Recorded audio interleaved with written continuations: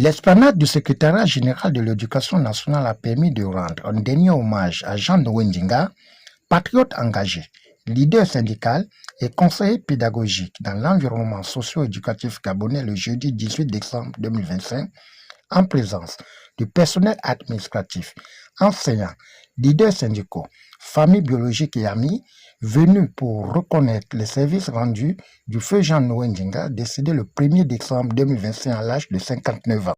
Enseignant un jour, enseignant toujours. Enseignant un jour, enseignant toujours. Même au soir de sa carrière, on demeure enseignant pour toujours. Enseignant un jour, enseignant toujours. Enseignant un jour, enseignant toujours. Même au soir de sa carrière, on demeure enseignant pour toujours. Que le créateur est le plus grand enseignant qui enseigne tous les jours à travers sa parole. Comme Jésus enseignait les pharisiens, les docteurs. Un jeune syndicaliste qui ne l'avait pas connu assez longtemps, mais qui avait senti dans ses mots, dans ses silences, dans l'écho de ses combats, la profondeur d'un engagement sans faille. Nous sommes réunis aujourd'hui non seulement pour pleurer, mais pour dire ce qu'il a été, ce qu'il a fait, pour dire ce qu'il a incarné bien au-delà de tout titre, de toute fonction, de tout cadre syndical. 2017, alors qu'il revenait de Otogoué, il intègre la Fédération de l'éducation nationale dont je suis le secrétaire général comme membre. Médaillé, commandeur de l'ordre du mérite de l'éducation nationale par le chef de l'État en 2024 à l'occasion de la journée de l'enseignant, le 29 mars. En 2020, avec les autres camarades, il crée la coordination des syndicats libres et autonomes qui n'a pas été légalisée. En 2021, il devient le président du syndicat appelé SPEA.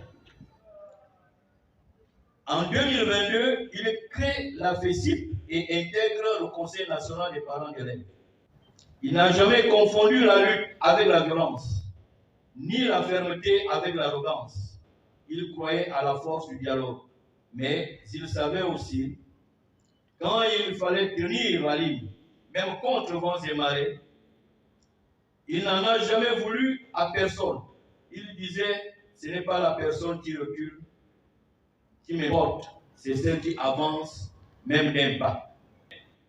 Frères et sœurs, camarades et amis, ce vide ne doit pas devenir une tombe ou un tombeau, il doit devenir un point de départ, car il ne nous a pas quittés sans nous laisser un héritage. Pas un héritage de papier ou de poste, mais un héritage d'attitude. Celui de regarder chaque collègue comme un être humain avant d'être un effectif, chaque revendication comme une question de justice avant d'être une ligne budgétaire, chaque action comme un amour du travail bien fait, amour de la solidarité. Et à toi, mon frère, mon ami, mon camarade, tu n'es pas parti, tu es dans chaque main tendue, dans chaque mot juste prononcé, dans chaque silence respectueux devant la souffrance d'un autre. Tu es dans la chaleur d'un café partagé avant une réunion difficile. Tu es dans le regard d'un jeune qui, pour la première fois, ose lever la main pour dire « Moi aussi, je vais défendre mes collègues ». En ce jour de recueillement donc et de mémoire, pour saluer la vie et le parcours respectable de cet enseignant, un jour, enseignant toujours. Je ne dirais pas feu, mais je dirais ligne.